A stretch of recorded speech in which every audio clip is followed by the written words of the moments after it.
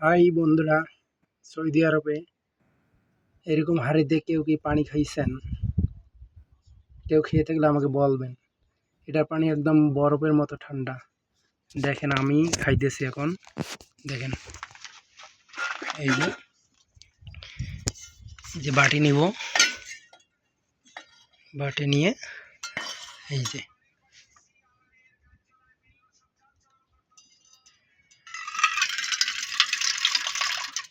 যে দেখেন আমি খাইতেছি।